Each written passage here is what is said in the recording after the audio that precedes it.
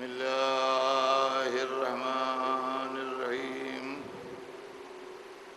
الحمد لله رب العالمين، والصلاة والسلام على سيدنا وشفيعنا بالقاسم محمد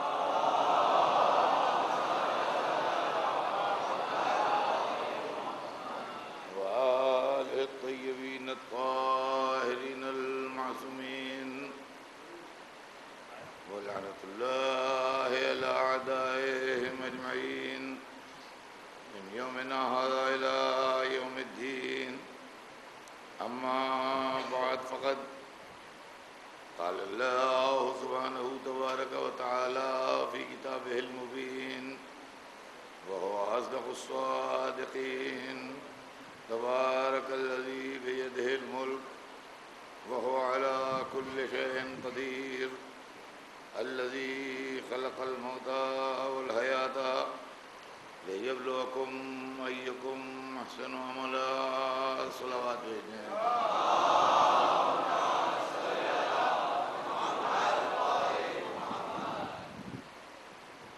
خداوند عالم قرآن مجید میں ارشاد فرما رہا ہے کہ برکت والا ہے وہ اللہ جس کے قبضے میں ملک ہے اور وہ ہر شے پر قادر ہے. وہ اللہ جس نے موت اور زندگی کو پیدا کیا تاکہ تم کو آزمائے کہ تم میں بہترین عمل کون. حضرات، میں نے آپ کے سامنے ایک سلسلہ بیان شروع کیا تھا جس کا عنوان تھا حکومت الہی، کہ حکومت کرنا اللہ کا حق ہے، کہ حکومت کرنا بندوں کا حق ہے. قرآن کی روشنی میں یہ ثابت ہوتا ہے کہ حکومت کرنا اللہ کا حق ہے، اس لیے کہ اللہ ہی نے ہم کو بنایا بھی ہے، اللہ ہی نے دین بھی بھیجا ہے، لہذا اللہ ہی حاکم بھی بھیجے گا. اس کے سلسلے میں نے آپ کے سامنے قرآن پاک کے ذریعے ان پیغمبروں کے واقعات سنائے جو بہت مشہور پیغمبر ہیں: جناب آدم، جناب نوح، جناب ابراہیم، جناب موسیٰ اور جناب عیسیٰ.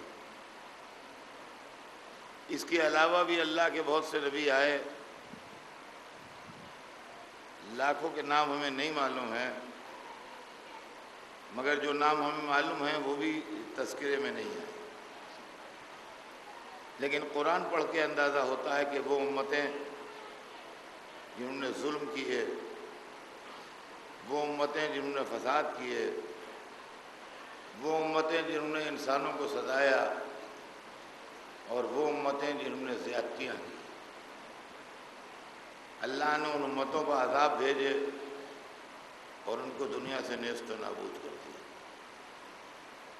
قرآن مجید میں قوم عاد، قوم ثمود، قوم لوط، ان کے متعلق تفصیل سے واقعات موجود ہیں جو قرآن میں پڑھے جا سکتے ہیں. اچھے کیریکٹرز بھی قرآن میں بیان ہوئے، برے کیریکٹرز بھی قرآن میں بیان ہوئے. فرعون، نمرود، حامان، شداد، یہ تمام برے کیریکٹرز تھے جو قرآن میں بیان کیے گئے. قوم عاد، قوم ثمود وغیرہ وغیرہ. اور قرآن میں اچھے کیریکٹرز بھی بیان کیے گئے، پیغمبروں کے بھی تذکرے ہیں، اللہ کے خاص بندوں کے بھی تذکرے ہیں. جناب لقمان کے نام سے بھی ایک سورہ ہے، اصحاب کہف کا بھی تذکرہ ہے. اور اس طریقے سے قرآن پاک میں اچھے کرداروں کے بھی تذکرے موجود ہیں. چونکہ حکومت اللہ کے قبضے میں ہے اور ملک اللہ کا ہے، لہذا کبھی کبھی ظالموں کو مہلت کے طور پر، امتحان کے طور پر ملک دیا جاتا ہے اور پھر ان سے ملک واپس لے لیا جاتا ہے، لیکن ان کے دامن کے اوپر بدنامی اور ظلم کے داغ لگے رہ جاتے ہیں اور وہ صبح قیامت تک نہیں مٹتے۔ اسلام کی تاریخ میں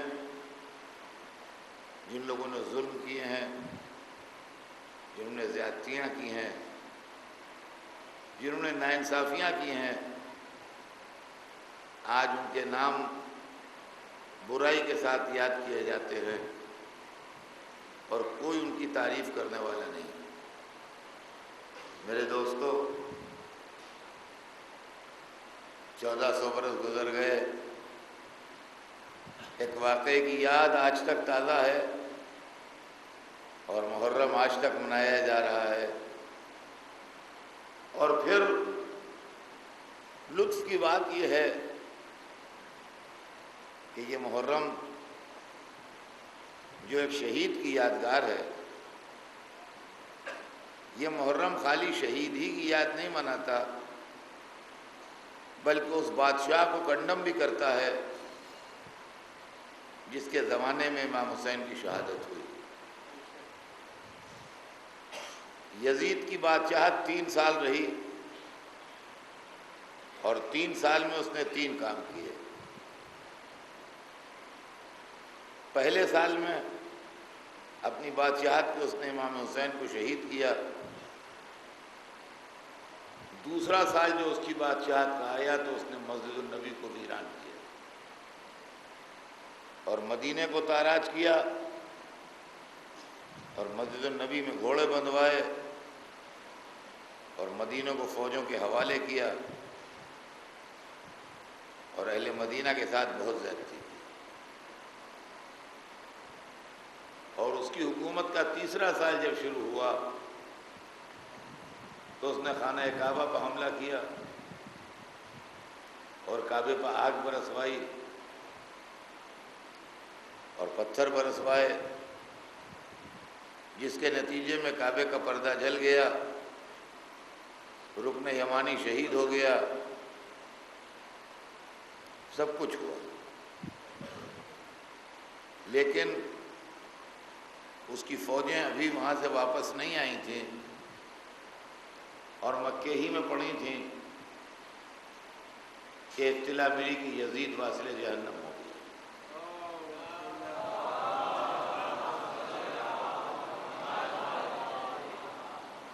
یزید 3 سال حکمراں رہا اور 3 سال میں اس نے 3 کام کیے۔ پہلے سال میں شہادت حسین، دوسرے سال میں مسجد النبی کی توہین، تیسرے سال میں خانہ خدا کی توہین۔ کم از کم اس سے ایک بات تو سمجھ میں آ ہی گئی کہ باطل کا راستہ کیا ہے۔ پہلے ٹکراتا ہے اہل بیت سے، اہل بیت سے ہوتا ہوا رسول تک جاتا ہے، رسول سے ہوتا ہوا خدا تک جاتا ہے۔ یہ ہے باطل کا راستہ۔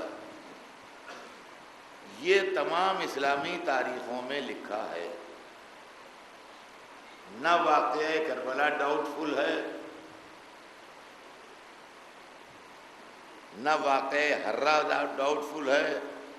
یہ مدینہ کا واقعہ جو ہے اس کو واقعہ حرہ کہتے ہیں تاریخ میں، اور نہ احراق کعبہ ڈاؤٹ فل ہے، کعبے کا جلائے جانا۔ یہ تینوں واقعے اسلام کی تاریخ میں معتبر و مستند ہیں اور ہر کتاب میں دیکھے جا سکتے ہیں اور پڑھے جا سکتے ہیں۔ غور طلب بات یہ ہے کہ ان 3 واقعات کے بعد بھی آج تک مسلمانوں میں ایک ایسا طبقہ موجود ہے جو یزید کو امیر المومنین و خلیفۃ المسلمین مانتا ہے۔ سوال یہ پیدا ہوتا ہے کہ یہ کون سے مسلمان ہیں جو حسین کو شہید ہوتے دیکھ کے، مسجد النبی کو برباد ہوتے دیکھ کے، خانہ کعبہ کو جلتے دیکھ کے بھی یزید کو اسلام سے خارج نہیں کرتے۔ ایک طرف اسلام اتنا پکا ہے، اتنا پکا ہے کہ جو داخل ہو گیا اسلام میں، چاہے کعبہ جلا دے، چاہے مسجد ویران کر دے، چاہے آل نبی کو مار ڈالے، اسلام کے دائرے سے باہر نہیں نکل سکتا۔ ایک طرف تو اتنا پختہ اسلام ہے کہ یزید اسلام کے دائرے سے باہر نہیں نکلتا، اور دوسری طرف اتنا کچا اسلام ہے کہ علم اٹھا لیا تو کافر ہو گئے، ماتم کر لیا تو کافر ہو گئے، عزاداری کر لی تو کافر ہو گئے۔ یہ کون سا اسلام ہے؟ یہ کیسا اسلام؟ ذرا سے میں کفر کے فتوے لگتے ہیں، یہ عزاداری کرتے ہیں، یہ کافر ہیں، یہ تعزیہ اٹھاتے ہیں، یہ کافر ہیں، یہ علم رکھتے ہیں، یہ کافر ہیں، یہ بت بناتے ہیں، یہ بت سازی کرتے ہیں، غیر اللہ کو مانتے ہیں۔ تاریخ اسلام میں یہ کون سا اسلام ہے کہ جو یزید اور یزید والوں کو مان رہا ہے؟ اور اس کے بعد پھر سلسلہ چلتا رہا، یزید کے خاندان میں حکومت باقی رہی۔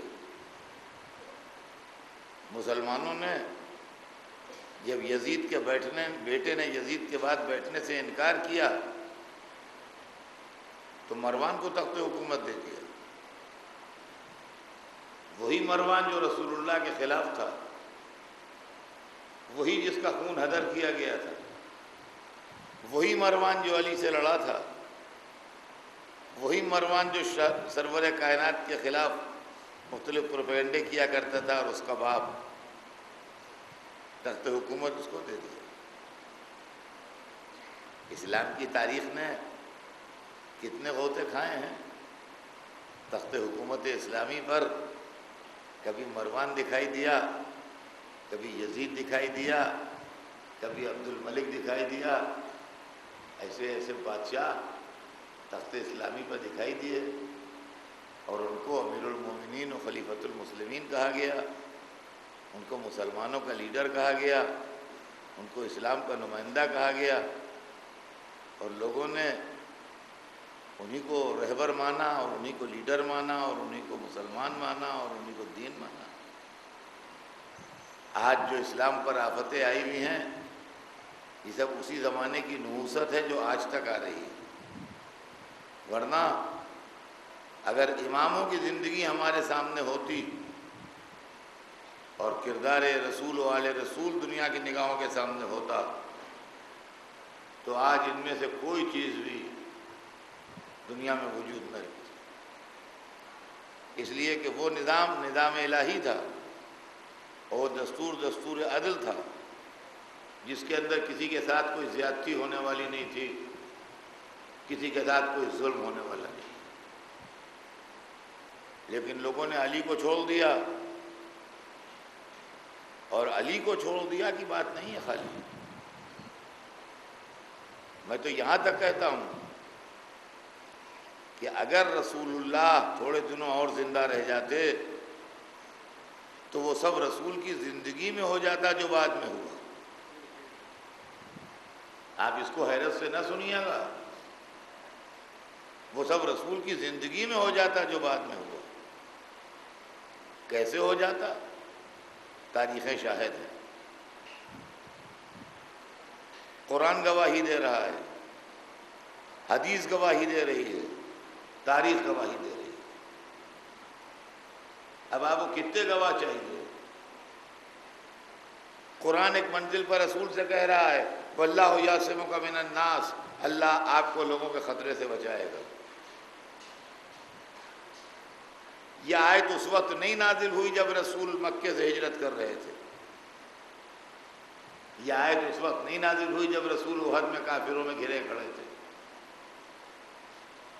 یہ آیت اس وقت نہیں نازل ہوئی جب امر خیمہ رسول میں نیزہ چبھو رہا تھا.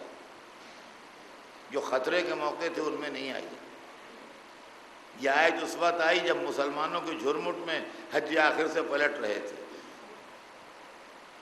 کہ واللہ یعصمک من الناس، اللہ آپ کو لوگوں کے خطرے سے بچائے گا.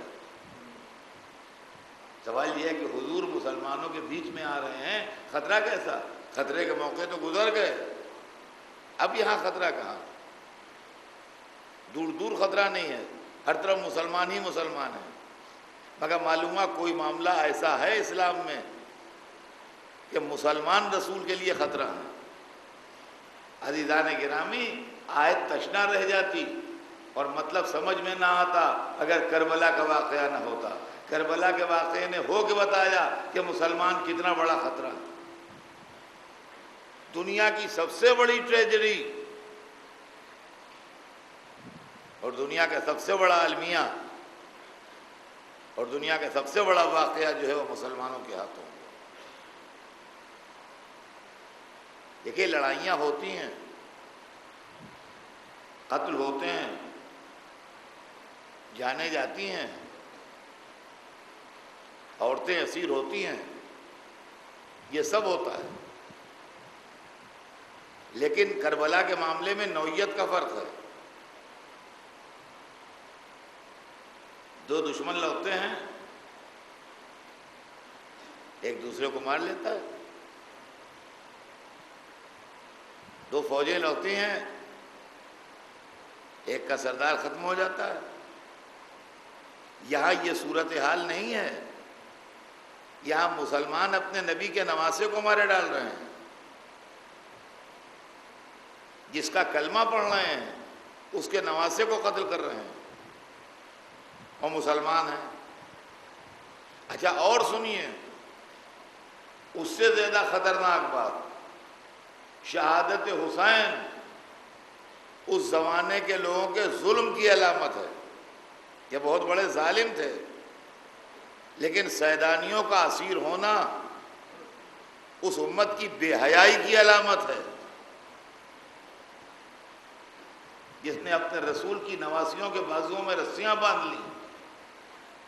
عزیزان گرامی، ٹھنڈے دل سے کبھی سوچئے کہ اگر کردار اہل بیت سامنے نہ ہو اور کردار رسول و آل رسول سامنے نہ ہو، رسول اور ان کی اولاد کا کیریکٹر سامنے نہ ہو، تو کیا اسلام شریفوں کے ماننے کا مذہب ہے؟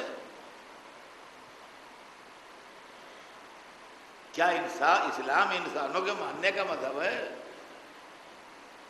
جو 3 دن کے پیاسے بچے کو تیر مار دے، جو اپنے نبی کی نواسیوں کو قیدی بنا لے، جو اپنے نبی کے نواسے کا سر کاٹ کے نیزے پہ چڑھا دے، جو بیکس بیویوں کے خیموں میں آگ لگا دے، وہ مسلمان ہے؟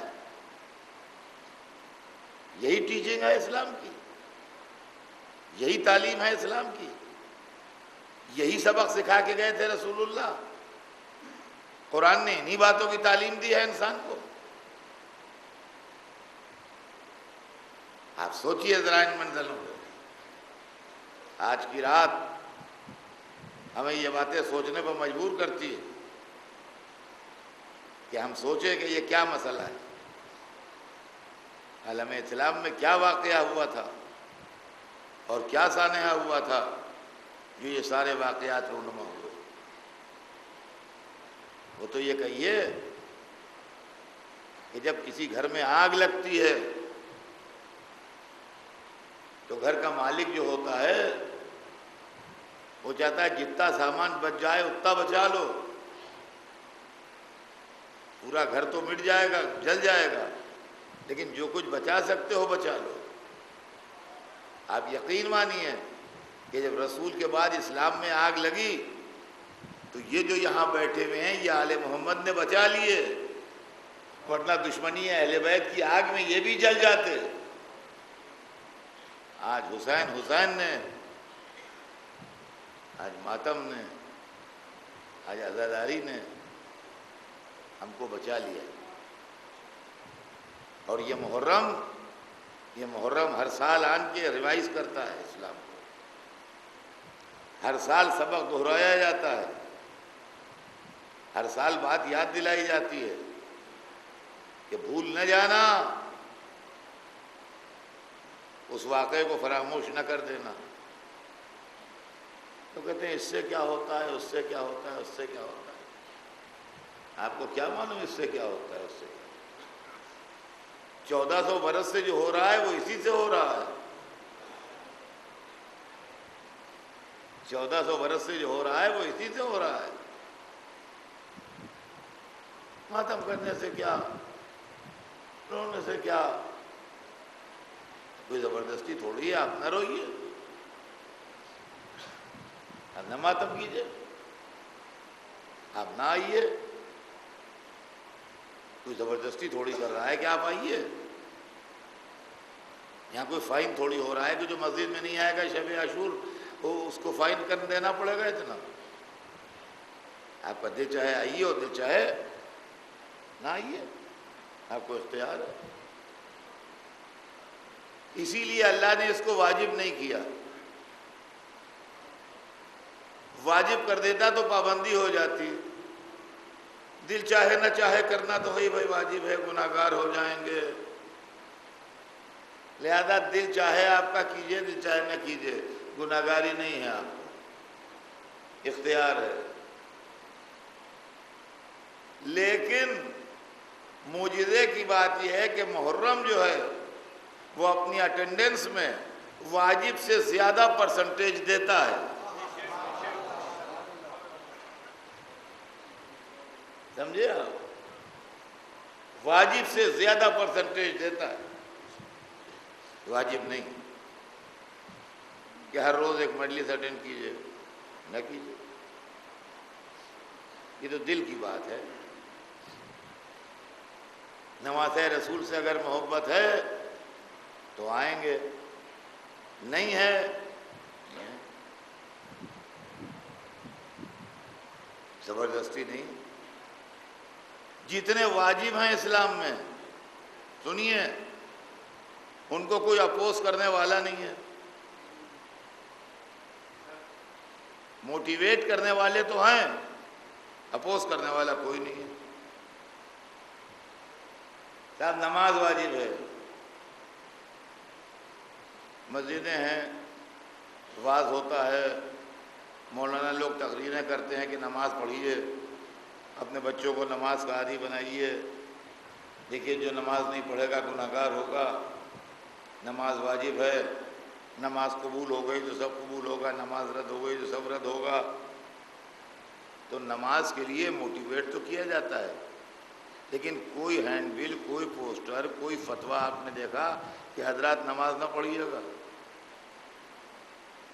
خبردار کوئی نماز پڑھنے مسجد میں نہ جائے، اپنے گھروں میں بھی نماز نہ پڑھا کیجئے، اس سے کوئی فائدہ نہیں ہے۔ آج تک ایک لائن کہیں چھپی ہے اینٹی نماز؟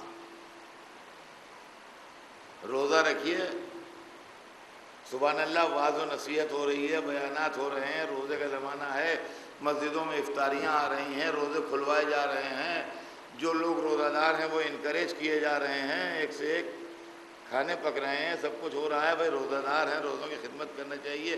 کسی نے مخالفت کی، بھائی رمضان اب پرانے زمانے کی چیز تھی، اب ختم کرو، کہاں تک بچے روزے رکھیں گے، بھوکے پیاسے رہیں گے؟ کوئی اسٹیٹمنٹ آیا روزے کے خلاف؟ حج کا زمانہ آتا ہے،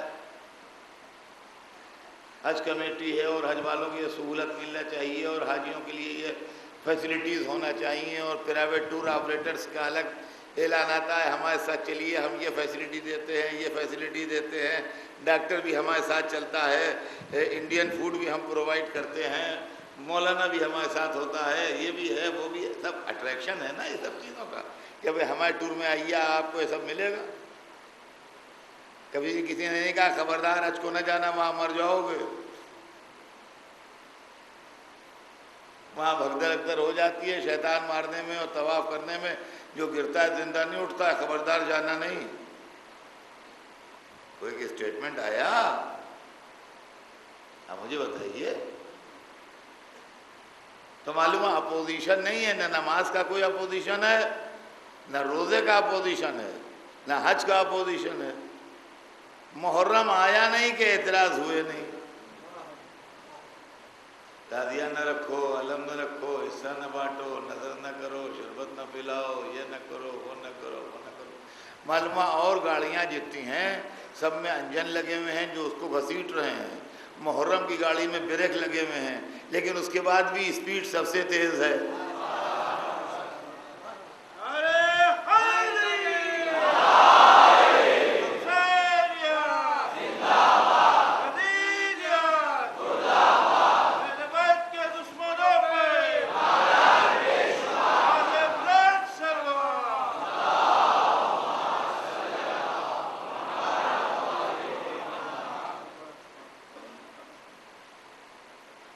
بات اور بھی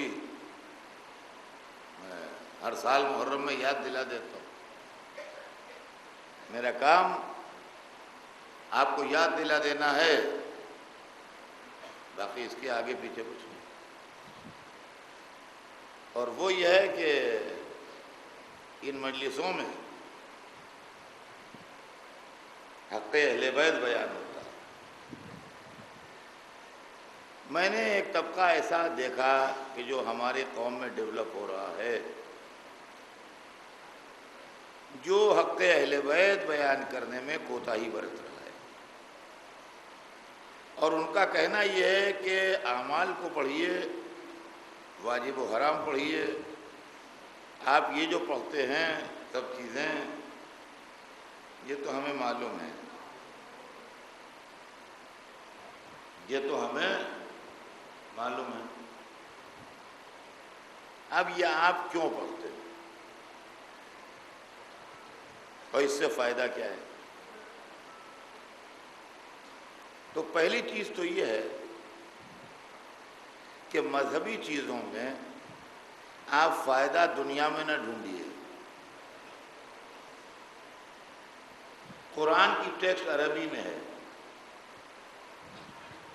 قرآن رمضان مبارک میں لوگ پڑھتے ہیں، سمجھ میں کچھ نہیں آتا ہے، اس سے فائدہ کیا ہے؟ اگر سمجھ میں آ رہا ہو تب تو بات ٹھیک ہے۔ ایک ایسی لینگویج جس کو ہمیں معلوم نہیں ہے، ہم بول رہے ہیں، خالی پروناؤنس کر رہے ہیں، سمجھ میں نہیں آ رہا ہے کچھ، فائدہ کیا ہے؟ لیکن قرآن پڑھنے کا فائدہ ہے، جو لوگ رمضان میں قرآن پڑھتے ہیں ان کا فائدہ ہے۔ فائدہ کیا ہے؟ کہ ان کو اس کے ٹیکسٹ کے پروناؤنس کرنے کا ثواب ملتا ہے، دنیا میں نہیں ملتا ہے، مرنے کے بعد اس کا ریوارڈ ملے گا۔ جو آپ قرآن پڑھتے ہیں دنیا میں، اس کا ریوارڈ مرنے کے بعد ملے گا۔ یہی سچویشن مجلس کی ہے کہ مجلس حسین کے لیے فائدہ آپ دنیا میں نہ ڈھونڈیے، تھوڑا بہت حصہ مل جائے گا تو وہ لے لیجئے، یہی فائدہ ہے، باقی اس کا ریوارڈ، اس کا بدلہ، اس کا ثواب جو ہے یہ آخرت میں ملے گا۔ اب رہ گیا ہے کہ ہمیں معلوم ہے، تو وہی بات ریپیٹ کرنے سے فائدہ کیا ہے؟ تو دیکھیے آپ کو تو معلوم ہے، مگر جن صاحب کو معلوم ہے ان کی عمر 50 برس کی ہے، 40 برس کی ہے، 35 برس کی ہے، 60 برس کی ہے، 65 برس کی ہے، 70 برس کی ہے۔ جن بچوں کی عمریں 10 برس اور 12 برس اور 14 برس اور 16 برس اور 18 برس ہیں، ان کو ابھی کچھ نہیں معلوم ہے۔ پہلے والوں نے آپ کو بتا دیا تھا، آپ کو معلوم تھا۔ جب یہ جنریشن ختم ہو جائے گی اور دوسری جنریشن آئے گی جس کو نہیں معلوم ہے، تو وہ ہوگی بالکل سفید ورق، اس پر جو دل چاہے گا لکھ دے گا، ہم چینج ہو جائیں گے۔ لہذا ہماری مجلس میں چونکہ کوئی سن و سال کی قید نہیں ہے، جیسے کلاسز میں ہوتا ہے کہ یہ پریپریٹری ہے، پرائمری ہے، یہ فرسٹ ہے، یہ سیکنڈ ہے، یہ تھرڈ ہے، یہ فورتھ ہے، ففتھ ہے۔ جیسے جیسے بچہ بڑا ہوتا جاتا ہے ویسے ویسے درجے بدلتے جاتے ہیں، پھر یہ کالج ہے، پھر یہ یونیورسٹی ہے، پھر یہ انڈر گریجویٹ ہے، پھر یہ پوسٹ گریجویٹ ہے۔ یہ پوسٹ ریسرچ ہے. یہ سسٹم مجلس میں نہیں ہے کہ 60 برس والے الگ بیٹھے، 40 سے لے کے 60 تک الگ بیٹھے، 20 سے لے کے 40 تک الگ بیٹھے، اور 10 برس سے لے کے 20 برس تک کے الگ بیٹھے، اور ان کے کورسز الگ الگ ہوں. تو جب کورسز الگ الگ نہیں ہیں تو ایک ہی کورس آف اسٹڈیز ہے کہ جو سب کو پڑھایا جاتا ہے. تو اگر ہم یہ عقائد کی باتیں پڑھنا چھوڑ دیں تو ہماری نئی نسلیں جاہل رہ جائیں گی. اور رہ گیا یہ کہ مولوی اپنی جگہ پر اہم ہیں، اس کا مطلب یہ نہیں ہے کہ ان کی توہین کی جائے یا ان کو تذلیل کی جائے یا ان کی اہمیت کو کم کیا جائے. وہ اپنی جگہ پر ہیں. لیکن یہ محرم کا زمانہ جو ہوتا ہے اس کے اندر خاص طور سے حق اہل بیت بیان ہوتا ہے، اور ان لوگوں کا حق بیان ہوتا ہے جن کا حق چھینا گیا ہے، جن کا حق کھایا گیا ہے، جن کا حق غصب کیا گیا. تو یہ تصور جو بعض لوگوں کے یہاں ڈیولپ ہوتا ہے کہ وہ تو بس علی علی کرتے رہتے ہیں اور اس کے علاوہ کچھ نہیں، واہ ہوا کے لیے پڑھ دیتے ہیں لوگ آن کے. تو واہ ہوا کے لیے نہیں پڑھتے. واہ ہوا کرنا نہ کرنا یہ ایک الگ بات ہے. کہیں واہ ہوا کم ہوتی ہے، کہیں زیادہ ہوتی ہے، کہیں بالکل نہیں ہوتی ہے. تو اب اس کو کیا کہیں گے؟ ہم یہاں بھی پڑھتے ہیں، ہم مغل مسجد میں پڑھتے ہیں. واہ ہوا یہاں کم ہوتی ہے، وہاں زیادہ ہوتی ہے. جب کہیں یہاں پڑھنا چھوڑ دیں، یہ غلط بات ہے. واہ ہوا کے لیے نہیں پڑھتے. ایک میسج ہے، ایک پیغام ہے. ابھی اپنے اپنے بیک گراؤنڈ کی بات ہے. جو اردو بیک گراؤنڈ کے ہیں وہ زیادہ واہ ہوا کرتے ہیں، جو اردو بیک گراؤنڈ کے نہیں ہیں وہ زیادہ واہ ہوا نہیں کرتے. بہت سے انٹیریئر ایسے بھی ہیں جہاں کوئی واہ ہوا کرنے والا نہیں ہوتا، پوری مجلس پن ڈراپ سائلنٹ لوگ سنتے ہیں. بہت سے علاقے یو پی وغیرہ میں ایسے ہیں کہ جہاں بہت واہ ہوا ہوتی ہے. تو یہ واہ ہوا کی بات نہیں ہے. بات حق اہل بیت کی ہے، بات حق علی کی ہے. اس لیے کہ ہمارے بچے اگر علی کو اور اہل علی کو پہچان گئے تب تو ان کے نماز روزہ سب کام آئے گا، اور اگر علی ہی کو بھول گئے تو نماز رکھی رہ جائے گی، کچھ حاصل نہیں ہوگا.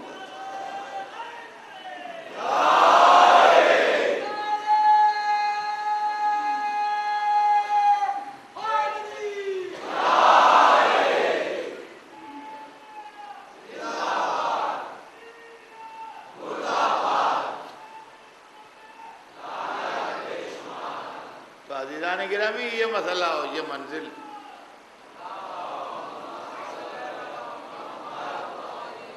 ہر وقت ذہن میں رکھنا چاہیے، ہر ایک کو یاد رکھنا چاہیے. اور یہ تحریک جو چل رہی ہے، یہ تحریک اچھی تحریک نہیں ہے. یہ بیس کرتی ہے ناسمجھی پر، عقل مندی پر بیس نہیں کرتی. گریہ پر حسین کا حکم ہمیں اماموں نے دیا ہے، معصومین نے دیا ہے. اماموں نے ہمارے فائدے کے لیے ہم کو حکم دیا ہے، ورنہ ان کے سر پر ان کی شہادتوں کے تاج ہیں، ہمارے آنسوؤں کے تاج نہیں ہیں. حسین کو کسی کی غرض نہیں تھی. حسین حسین ہیں، خدا نے بنایا ہے انہیں. وہ رسول کے نواسے ہیں، وہ علی و فاطمہ کے صاحبزادے ہیں، وہ جنت کے شہزادے ہیں، وہ شہیدوں کے سردار ہیں. جو ان کے دامن سے لپٹ جائے عزت اس کو ملے گی، کسی وجہ سے حسین کو نہیں ملے گی، حسین کی وجہ سے ملے گی. کربلا میں یہ چیز دکھا دی حسین نے. یہی رات تھی، عاشور کی رات. خیمے میں جمع کیا سب کو، کہا میں تمہاری گردنوں سے اپنی بیعت اٹھاتا ہوں، تمہارا جہاں دل چاہے چلے جاؤ، مجھے کوئی تم سے شکوہ نہیں ہے. کتنا فراغ دل تھا میرا آقا کتنا بڑا کلیجہ تھا اس کا، جو اس نے کہا مجھے تم سے کوئی شکوہ نہیں ہے، چلے جاؤ۔ اور دیکھو ایسا کرو کہ زیادہ بہتر تو یہ ہے کہ تم جب جانے لگو تو میرے بھی ایک ایک رشتہ دار کا ہاتھ پکڑ کے اپنے ساتھ لیتے جاؤ۔ اور سنو، ایک ایک چیز واضح کی، خدا کی قسم، تمہارے دل میں یہ خیال نہ آئے کہ تم چاروں طرف سے دشمن سے گھرے ہوئے ہو، دشمن تمہیں جانے نہیں دیں گے۔ جب یہ دیکھیں گے کہ تم مجھے چھوڑ کے جا رہے ہو تو یہ دب دب کے تمہیں راستے دے دیں گے، اس لیے کہ یہ ان کی پالیسی کے عین مطابق ہے بات کہ لوگ مجھے چھوڑ کے چلے جائیں۔ ایسا نہیں ہے کہ تمہیں راستے میں روک لیں اور تمہیں نہ جانے دیں، نہیں، یہ ان کی بالکل پالیسی ہے کہ لوگ مجھے چھوڑ کے چلے جائیں۔ لہذا جب یہ دیکھیں گے کہ تم جا رہے ہو، تو اگر دیکھیں گے بھی کہ جا رہے ہو تو دب کے راستہ دے دیں گے، یہاں جاؤ، میں اکیلا کافی ہوں۔ یہ تو اور بات ہے کہ 72 نہیں گئے، نہیں، یہ تو اپنی جگہ کے اوپر الگ بات ہے کہ جو بیٹھے تھے ایمان کے پیکر، ان میں سے کوئی ہلا نہیں اپنی جگہ سے۔ لیکن آپ سوچئے اس بات کو کہ اگر وہ لوگ چلے جاتے تو کیا آج 72 شہیدوں کا نام ہوتا؟ کیا آج زہیر و مسلم، کیا آج ابو ثمامہ، کیا آج حسین کے اصحاب و انصار جو یاد کیے جاتے ہیں، جن کا تذکرہ ہوتا ہے، حبیب ابن مظاہر، ان کی واہ واہ ہوتی؟ یہ کہہ کہ امام نے چراغ گل کر دیا، اندھیرا کر دیا، کہ اگر آمنے سامنے جانے میں شرم محسوس کر رہے ہو کہ سامنے بیٹھے ہوئے ہیں کیسے اٹھ کے چلے جائیں، تو میں اندھیرا کیے دیتا ہوں، اندھیرے کا فائدہ اٹھا کے چلے جاؤ۔ لیکن یقین مانیے کہ اگر وہ چلے جاتے تو اندھیرے میں کھو جاتے، تاریخ میں نام نہ رہتا، اور حسین کے نام کا آفتاب چمکتا رہتا۔ تو آج جو حسین کے دامن سے لپٹے رہ گئے، اسی میں ان کا نام ہے اور اسی میں ان کی عزت۔ اور عزیزان گرامی، یہ بھی سمجھ لیجئے آپ کہ مسلمانوں کی جتنے فرقے بھی ہو جائیں، آپ کی بھی ساری عزت اور سارا وقار اور ساری پہچان جو ہے وہ عزائے حسین کی وجہ سے ہے۔ یہ عزائے حسینی ہے جو آپ کو الگ کیے ہوئے ہے ساری دنیا سے، اور جو آپ کے وجود کو قائم رکھے ہوئے ہے۔ اور ہم نے مختلف موقعوں پر دیکھا ہے عزاداری کو، کہ عزاداری نے لوگوں کو گمراہ ہونے سے بچایا۔ اس کی مثالیں ہیں سینکڑوں۔ عزیزان گرامی، ہماری بالکل نوجوانی میں ایک زور تھا کمیونسٹوں کا یہاں ہندوستان میں، بہت بڑی تعداد میں مسلم یوتھ بھی کمیونسٹ کی طرف چلا گیا تھا، کمیونزم کی طرف۔ لیکن خدا کی قسم اس زمانے میں بھی ہم مجلسیں پڑھ رہے تھے، ابتدائی دور تھا ہمارا، اس زمانے میں رشا کا عروج تھا، ہندوستان میں جواہر لال نہرو کی حکومت تھی اور ان کا جھکاؤ بائیں بازو کی طرف تھا۔ یہ سب پولیٹیکل لوگ ہیں، وہ جانتے ہیں یہ سب معاملے، سمجھے آپ؟ اور اس زمانے میں لال قمیص اور لال سلام اور لال کتاب اور لال سویرا ایک ادھم تھا لال کا۔ لیکن ہمارے بچے باوجود اس کے کہ غریب بھی تھے، پیسے نہیں تھے اس زمانے میں قوم کے پاس، اور تعلیم سے بھی کم تھے، محروم تھے، ایجوکیشن بھی کم تھی، لیکن اس کے باوجود بھی وہ نہیں گئے کمیونزم کی طرف۔ آپ جانتے ہیں کیوں نہیں گئے؟ یہ آپ کی کالی قمیصوں نے جسم پر لال قمیصیں نہیں آنے دی۔ یہ محرم کے کالے کرتے جو تھے اور کالی قمیصیں جو تھیں، انہوں نے کمیونسٹوں کی لال قمیصیں ہماری قوم کے جسم میں نہیں آنے دی، اور 2 مہینے 8 دن میں محرم آن کے سارے ذہنی فساد جو ہے ان کو صاف کر دیتا تھا، اور یا حسین کی صدا میں سب دھل جاتا ہے۔ یہ ہے عزاداری، اور یہ ہے مجلس، اور یہ ہے ماتم۔ آج عاشور کی رات ہے، آج حسین کے رخصت کی رات ہے، آج علی اکبر کی زندگی کی آخری رات ہے، آج قاسم کی الوداع کی رات ہے، آج اون محمد کی اپنے ماں سے بچھڑ جانے کی رات ہے، آج گہوارے میں علی اصغر کی آج آخری رات ہے، کل کی رات قبر کے گہوارے میں آرام کر رہے ہوں گے۔ میں کہوں گا بی بی سکینہ، آج کی رات چند منٹ کے لیے باپ کے سینے پر سو لو، کل باپ کا سینہ نہ ملے گا۔ بی بی لیلا، دل بھر کے علی اکبر کو دیکھ لیجئے، کل علی اکبر دکھائی نہ دیں گے۔ ہاں بی بی ام کلثوم، عباس کو دیکھ لیجئے، کل آپ کا یہ بھائی نہر کے کنارے آرام کر رہا ہوگا۔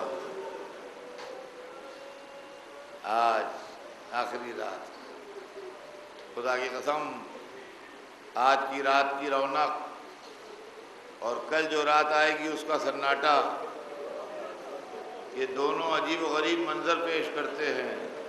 آج جب ہمارے شہروں اور ہمارے گھروں میں شام غریبہ میں اتنا سناٹا ہو جاتا ہے تو کربلا کے میدان میں جب حسین کے خیمے جل گئے ہوں گے،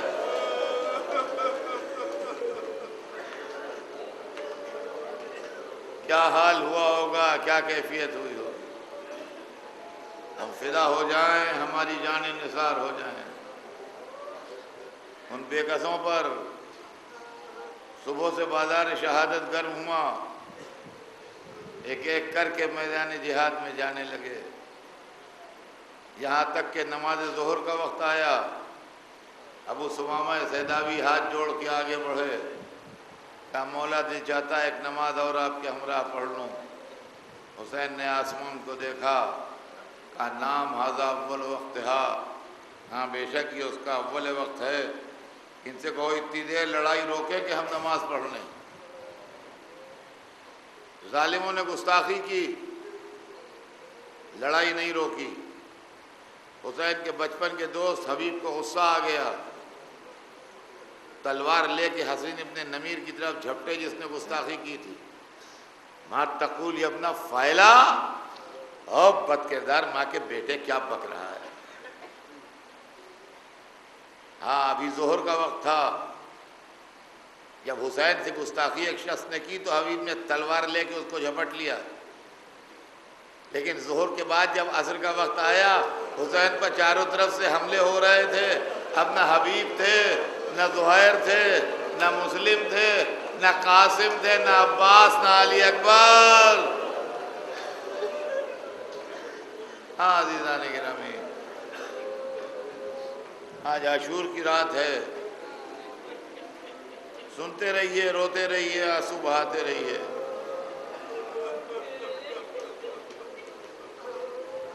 ظہر کی نماز تمام ہوئی،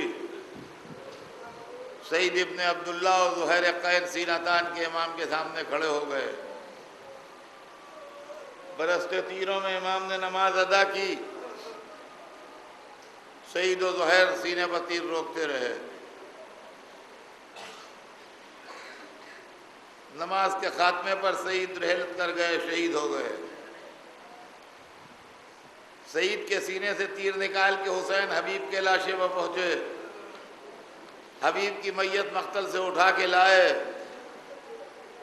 اب ایک ایک کر کے دوست تمام ہو گئے، اب عزیزوں کی باری آئی۔ اولاد عقیل نے اپنی قربانی دی، اولاد جعفر نے اپنی قربانی دی، اماموں کے صاحبزادے قربان ہوتے رہے، امام حسن کے بیٹے قربان ہوئے، مولا علی کے فرزند قربان ہوئے۔ تاریخ بتاتی ہے آخر میں وہ منزل بھی آئی جب چچا سے ہاتھ جوڑ کے اجازت لے کے قاسم بھی چلے گئے، اور قاسم کے بعد کسی نہ کسی شکل سے عباس کو بھی پانی لانے کی اجازت ملی۔ عباس دریا سے پلٹ کے نہ آئے، خون میں ڈوبا ہوا علم آیا، تیر سے چھلنی مشک آئی، مگر عباس نہ آئے۔ اور اب اس کے بعد علی اکبر مقتل میں تھے۔ علی اکبر نے غضب کا جہاد کیا، بڑی شان سے لڑے، تاریخ بتاتی ہے کہ علی اکبر اس طرح لڑ رہے تھے کہ چن چن کے عرب کے شہسواروں جوانوں کو مار رہے تھے۔ عزیزان گرامی ایک جملہ سنیے، یہ سوچ کے میں نے کتاب میں تو نہیں پڑھا مگر میرا دل کہتا ہے کہ علی اکبر کی لڑائی کی یہ شان جو لکھی ہے کہ چن چن کے عرب کے نامور جوانوں کو مار رہے تھے، میں سوچتا ہوں یہ سوچ کے مار رہے ہوں گے کہ اب جو بچ رہیں گے وہ میرے باپ سے لڑیں گے۔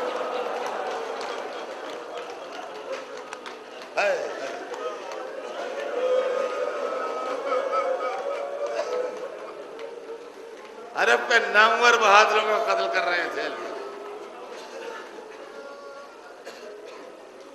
لڑتے لڑتے ایک منزل وہ آئی، میرے پاس الفاظ نہیں ہے خدا کی قسم، وہ سخت مصائب مجھ سے پڑھے نہیں جاتے، کیسے پڑھ دوں؟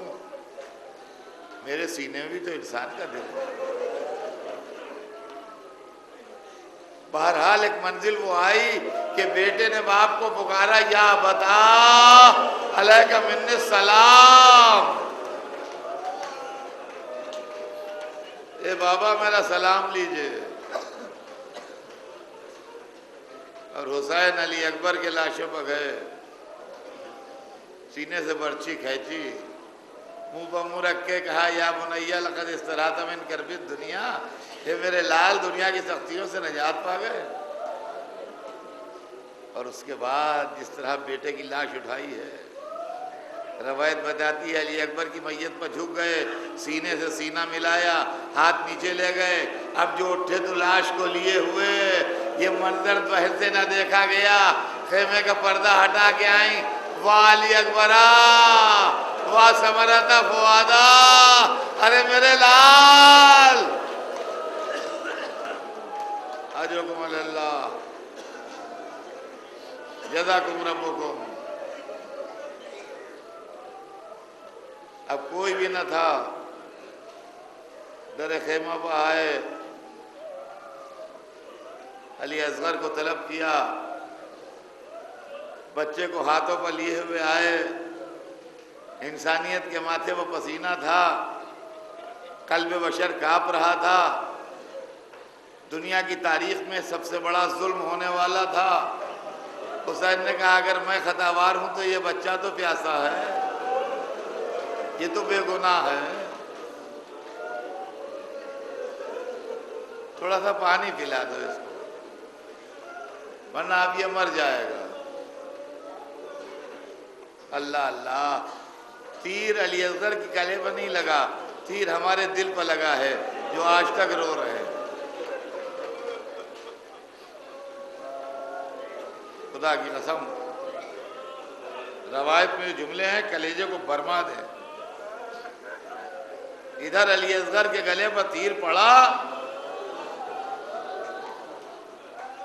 تو حدیث میں فَتَبَسَّمَ الصَّبِيُّ وَمَاتَ، بچہ مسکرایا اور مر گیا۔ یہ مسکراہٹ حسین نے دیکھی، خدا کی قسم کائنات کی مصیبتیں جھیلنا آسان ہے، اس دم توڑتی مسکراہٹ کو دیکھنا مشکل ہے۔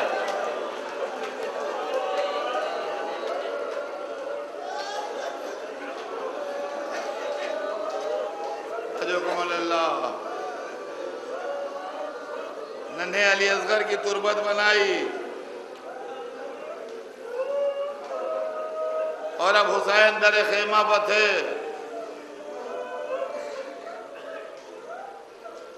چہرے پر علی اصغر کا خون تھا، کپڑوں پر علی اکبر کا خون تھا، ہاتھوں میں تربت علی اصغر کی خاک تھی۔ اس طرح خیمے کے دروازے پر آن کے ایک ایک کو سلام کیا۔ بہن پسیدر آئی، بھیا خیمے میں آئیے، بہن بھائی کو خیمے میں لے گئیں۔ بیمار بیٹے کے پاس گئے، کہا بیٹا سید سجاد، باپ رخصت آخر کو آیا ہے، اور بیٹے سے کچھ باتیں کی۔ چلتے وقت کہنے لگے میرے لال، جب قید سے چھوٹ کے جانا میرے دوستوں کو میرا سلام کہہ دینا۔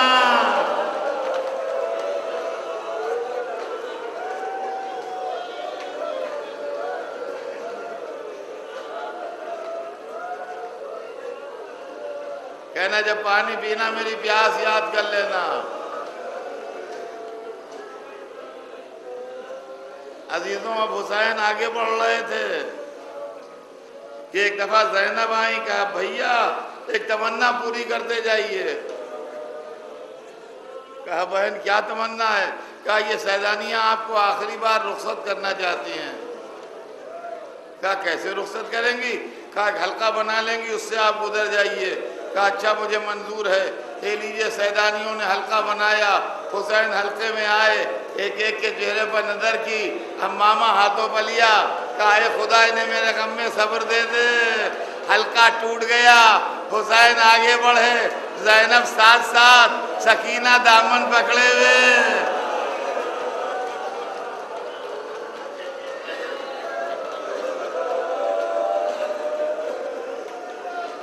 خیمے کا پردہ اٹھا، سکینہ نے کہا بابا جا رہے ہیں تو مجھے نانا کے روضے میں پہنچا دیجئے۔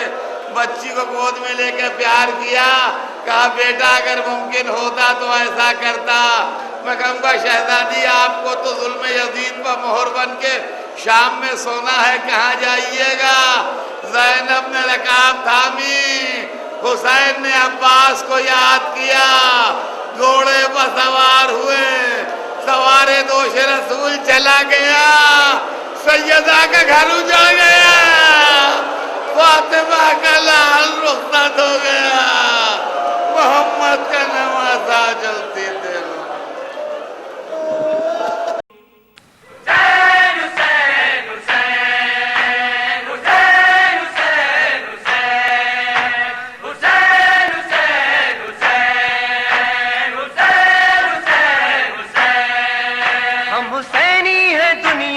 پھیلے ہوئے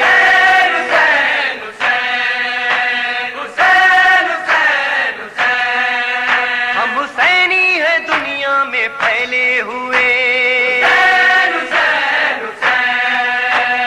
حسینی کیسٹ سینٹر کی سال رواں کی نادر اور نایاب پیشکش، ندیم سرور، عرفان حیدر آبدی، حسن صادق، ساجد حسین، فرحان علی، نقی ذکی، صفدر عباس، اسد آغا، ناصر زیدی اور رضی رضوی کے علاوہ پاکستان کے دیگر مشہور نوحہ خواں اور ہندوستان کے معروف نوحہ خواں حضرات کے پردرد اور پر اثر نوحوں کے کیسٹس ہم سے دستیاب کریں۔